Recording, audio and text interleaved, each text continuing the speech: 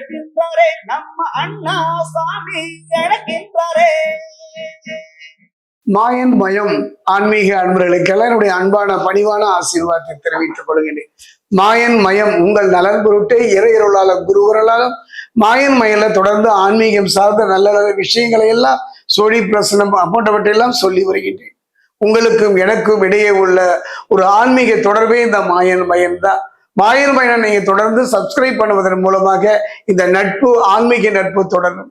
அந்த வகையில ஒரு இயல்புங்க, ஒரு மனிதனுக்கு சில இயல்புகளை மாற்றிக்கொண்டால் மிகப்பெரிய ஒரு மாற்றத்தை திருப்பத்தை வாழ்க்கையிலையும் சரி தொழிலையும் சந்திக்கலாம். இந்த இயல்பு நிலை மாறுவது நமக்கு மட்டுமல்ல, நவ கிரகங்களுக்கும் உண்டு. அந்த வகையில் அந்த இயல்பு நிலை மாற்றத்தை வக்ரம் என்பார்கள். உதாரணமா பாத்தீங்கன்னா சனி வக்ரம் 2.5 வருட காலம் சனி பகவானுடைய கடமையை தந்தாலும் கூட, கர்மாவுக்கேற்ற பலனை தந்தாலும் கூட, இந்த வக்ர காலத்துல மிகப்பெரிய ஒரு தாக்கத்தை மாற்றத்தை தெரிந்து கொள்வார். தன்னுடைய கெடுபலனை குறைத்துக் கொள்வார். அந்த வகையில பார்க்கும்போது மகர ராசியை பொறுத்த வரைக்கும் சனி பகவானுடைய பாதிப்புகள் இல்லாவிட்டாலும் கூட ஒரு ஏனோ ஏமாற்றம் தகுந்த ஒரு விரக்தி கலந்த ஒரு நிம்மதி இல்லாத வாழ்வை சந்திக்கின்றார்கள். காரணம் என்ன என்பதை இப்ப நம்ம சோழி பிரசனத்தில் பார்க்கலாம்.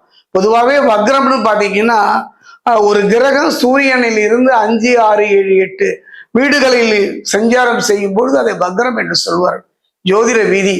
அந்த வக்ர பயிற்சி மகரத்துக்கு எவ்வாறு இருக்கும் பார்க்கலாம்.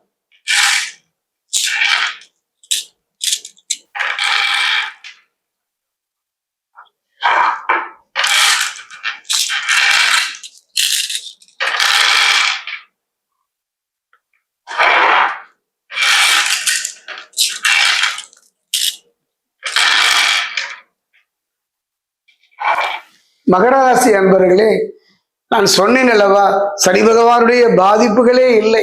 7.5 சனியோ ஜென்ம சனியோ பாத சனியோ கண்டக சனியோ இல்லாத பொழுது ஏன் இந்த விரக்தி நிலை, ஏன் தொழில் ஒரு தேக்கம், ஏன் முன்னேற்றத்தை நோக்கி நகரவில்லை, நல்ல நல்ல வாய்ப்புகள் ஏன் கை நடி போகிறது, கையில வாங்கினா பையில போட்டேன் போன இடம் தெரியவில்லை என்று புலம்பிக்கிட்டோம்.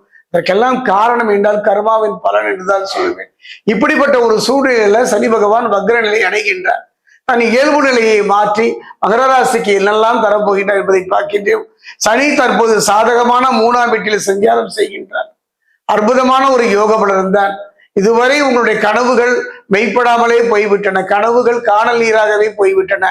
இனி கனவுகள் மெய்ப்படக்கூடிய ஒரு அருமையான காலம் சனி பகவான் சாதகமான 3ஆம் வீட்டிலே சஞ்சாரம் செய்வது. அதே நேரம் ராசிக்கு 5, 9, 12 ஆகிய வீடுகளை பார்க்கின்றார். வாழ்வில நல்ல மாற்றங்களை தர இருக்கின்றார். நல்ல வாழ்க்கையில நல்ல மாற்றம், ஒரு நல்ல வீடு, கணவன் மனைவி உறவு, நல்ல பிள்ளைகள், அதாவது இதுவரை பட்ட அவமானங்கள் துயரங்கள் இருந்து ஒரு விடுதலை, நிம்மதி பெருமூச்சு விடுகின்ற ஒரு நல்ல தாக்கத்தை தரப்போகின்றார். அதே நேரம் பாத்தீங்கன்னா 3ஆம் வீட்டில் சஞ்சரிக்கும் சனி தைரியம். என்னுடைய அனுபவத்துல மகர ராசிக்காரர்களுக்கு இப்ப வேண்டுவது என்னன்னு பாத்தீங்கன்னா, தேட வேண்டியது என்னன்னு பாத்தீங்கன்னா, இருக்க வேண்டியது என்னன்னு பாத்தீங்கன்னா மனோ தைரியம் தான். மனோ தைரியத்தை இழந்து தவிக்கின்ற ஒரு காலம். காரணம் என்னன்னா, போராட்டமான ஒரு வாழ்வாய்த்தானே இருக்கின்றது, கண்ணீர் சிந்துகின்ற ஒரு வாழ்வாகத்தானே இருக்கின்றது. மகரம் என்றால் தகரம் என்று சொல்கின்றார்கள். இல்ல, மகரம்னா தங்கம் தான் என்னுடைய அனுபவத்துல. அந்த வகையில் பார்க்கும்போது 3ஆம் வீட்டில் சஞ்சரிக்கும் சனி தைரியம், முயற்சி, வெற்றி வழங்குவார்.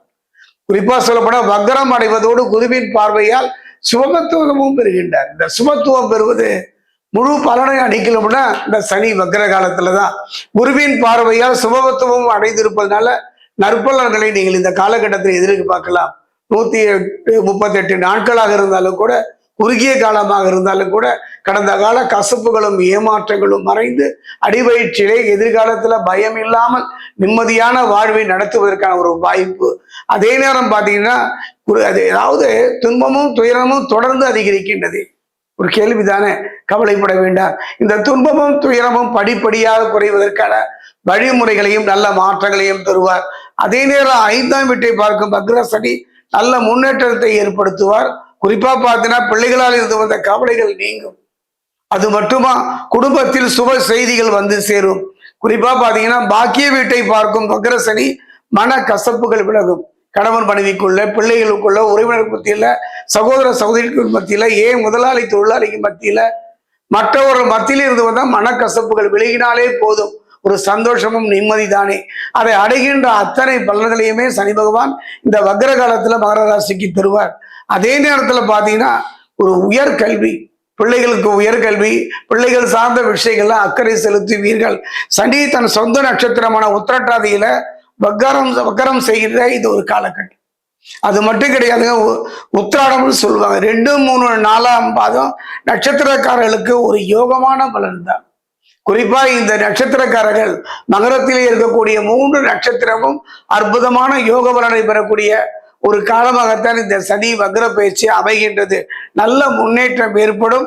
வருமான வாய்ப்புகளை அவரே உருவாக்கி தருவார். ஒரே வரியில சொல்லும்னா இதுதாங்க சொல்லும். மனதுல சஞ்சலமும் குழப்பமும் நிம்மதியை இழந்து தவித்தவங்களுக்கு மனக்குழப்பங்கள் சஞ்சலம் இல்லாமல் நிம்மதி தருகின்ற ஒரு காலமாக அமையும். அதே நேரம் என்றோ செய்த தவறுக்கு இந்த பதில் சொல்லக்கூடிய ஒரு நிலை இருக்கும். மறந்தும் கூட பிற விஷயங்களை தலையிடாதீங்க. தாருண்டு தன் வேலை உண்டு இருப்பதைத்தான் சனி பகவான் சொல்கின்றார். அதே காலகட்டத்துல தவறான பழக்க வழக்குகள் இருந்தாலோ, தவறான பழக்க வழக்குகள் ஏற்படக்கூடிய வாய்ப்புகள் இருந்தாலோ அதிலிருந்து நீங்கள் தள்ளி சென்று விட வேண்டும்.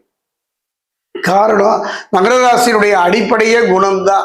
அந்த குணம் சார்ந்த பலன்களைத்தான் சனி பகவான் தருவார்.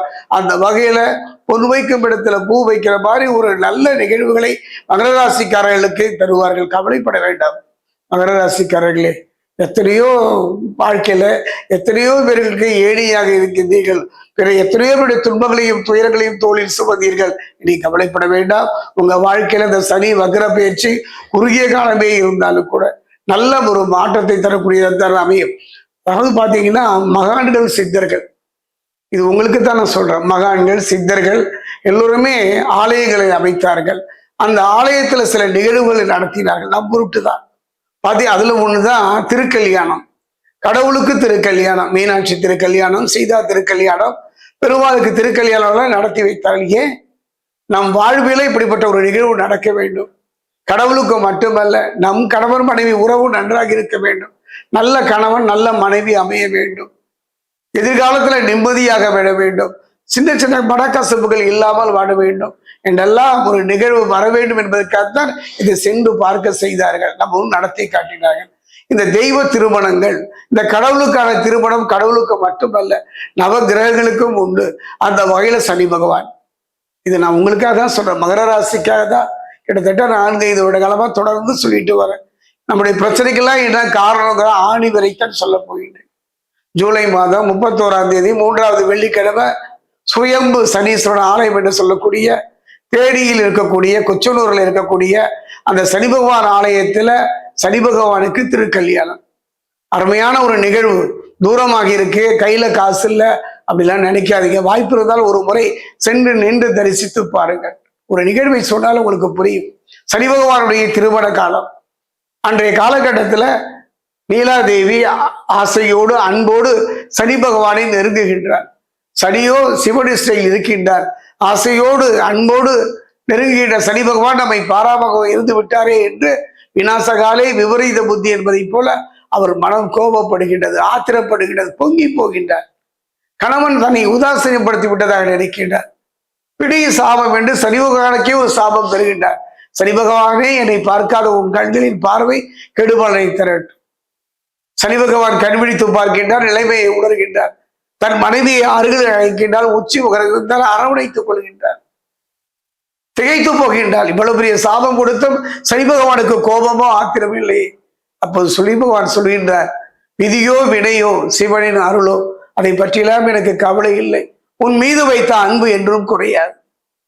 அதனாலதான் மற்ற கடவுளர் திருமணத்துக்கோ மற்ற தெய்வ திருமணத்துக்கும் இல்லாத சிறப்பு சனி பகவானுடைய திருமணம். கணவன் மனைவிக்குள்ள பிரச்சனை, நல்ல கணவன் மனைவி, குடும்பத்துல ஒரு நிம்மதி, குடும்பத்துல சந்தோஷம் வர வேண்டுமா? ஒரு முறை சென்று இந்த சனி பகவானுடைய திருக்கல்யாணம் தரிசனம் செய்ய. அவ்வாறு போக முடியவில்லை என்றால் அன்றைய காலகட்டத்துல தனித்திருக்கும் சனீஸ்வர ஆலயம் இல்ல சிவாலயத்தில் இருக்கக்கூடிய சனீஸ்வர ஆலயம் சென்று இந்த மாதிரி 2 பொம்மைங்க செஞ்சு, மண்ணால் களிமண்ணால் 2 பொம்மைகள், தப்பாக இருந்தாலும் கூட பரவாயில்லை, பிடித்து வைத்தார் பிள்ளையார் என்பது போல 2 காக பொம்மைகளை செய்து 3 முறை தலையை சுத்தி ஒரு தட்டு அல்லது பாக்கு தட்டுல கொஞ்சம் உப்பு கொஞ்சம் பொறி இந்த 2 பொம்மைகளை வைத்து அந்த சனீஸ்வரனுடைய பாதத்தில் ஆலயம் சென்று சமர்ப்பித்து விடுங்க. மகர ராசியை பொறுத்த வரைக்கும் உங்களுக்கு எந்த வயதாக இருந்தாலும் பரவாயில்லை, எந்த காலநிலையாக இருந்தாலும் பரவாயில்ல, இந்த பரிகாரம் என்று சொல்வதை விட சூட்சும ரகசியம் என்றே சொல்லுவேன். இதை செய்து பாருங்கள், உங்க வாழ்க்கையில திருப்பு முறையை அவரே தருவார். என்னுடைய ஆழ்ந்த நம்பிக்கை. காரணம் என்னன்னா, இது பரிகாரம் என்று சொல்வதை விட சனி பகவானை பற்றி புரிந்து கொண்டாலே போதும். மகர ராசியை பொறுத்தவருக்கு அவன் தானே தெய்வம். அந்த வகையில சனி பகவானுடைய அருள் மட்டும் இருந்து விட்டால், இவன் கொடுத்தால் எவன் தடுப்பான், இவன் தடுத்தால் எவன் கொடுப்பான் என்பதை போல கொடுப்பான். மெதுவாக கொடுப்பான், உறுதியாக கொடுப்பான், இறுதியாக கொடுப்பான். கவலைப்பட வேண்டாம். இந்த சனி வக்ர பயிற்சி மகர ராசிக்கு ஒரு பொற்காலம், நற்காலம்.